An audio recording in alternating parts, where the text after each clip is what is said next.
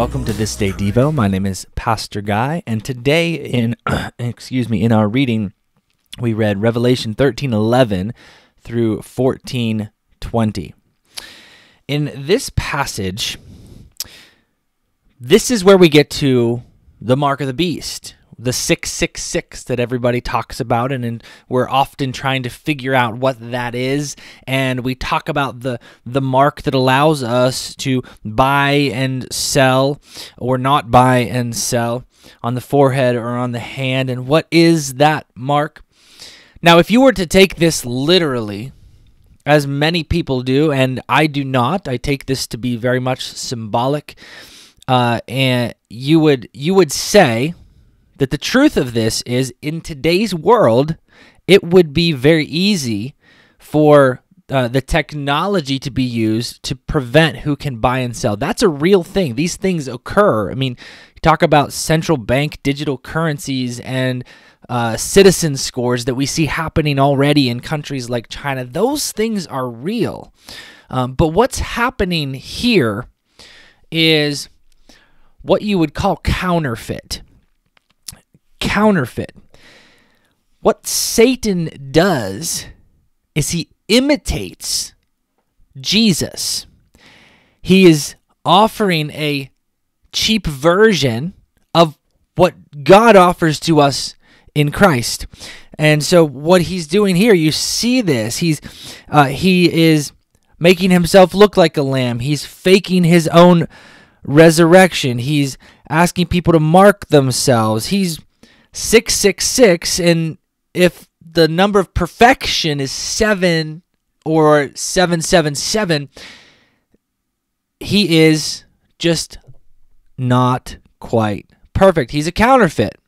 And so the people that would have originally read this would have seen this line up with Rome. 666 is another way to inscribe the name Nero. And Nero was an evil emperor during the time that the New Testament was being written. Peter writes about that, the persecution that he's talking about in 1st and 2nd Peter's under Nero. And so the early Christians would have read this and drawn parallels pretty quickly to Rome or Christ.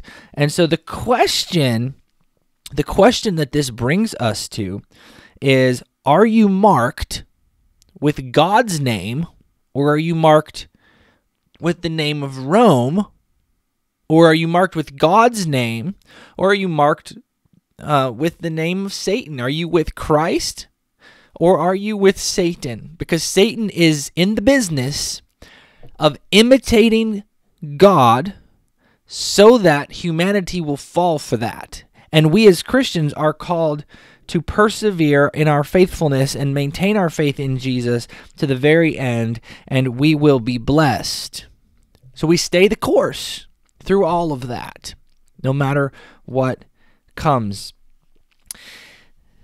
And it reminds me of a story that I read about a guy by the name of Jerome, an old early church father who he is credited for, he translated the majority of the Bible into Latin, the Latin Vulgate. He was the first guy who translated the Bible into Latin, and he was a Roman scholar. He was a scholar of Roman works, and he had a dream one night, a vision while he was sleeping, that he stood before God at judgment, and God said, "What are you?" And he said, "Well, I'm a Christian." And God said to him, "No, you're not a Christian. You're a Ciceronian. A Ciceronian. You don't follow the ways of Christ. You're following the ways of Cicero." And he woke up from that vision so drastically impacted that he stopped studying Cicero and committed the rest of his life to only studying the Holy Scriptures, and then would become the translator of the Latin Bible that a lot of, it was in circulation primarily for 1,000 plus 1,500 years, right? Main Bible of the West. And so that's the question in here that we need to ask ourselves is, since I'm being presented a counterfeit faith from Satan, He's always lying, deceiving, trying to trick me into thinking that he is or is better than Christ? What's truly written on your forehead? Does your forehead say, I am Jesus's? Am I all his? Stay faithful, friends. Stay faithful through the end, and you're on the side of victory because Jesus will reign. Jesus does reign. God bless you. Have a great day. Down from heaven as the power of Christ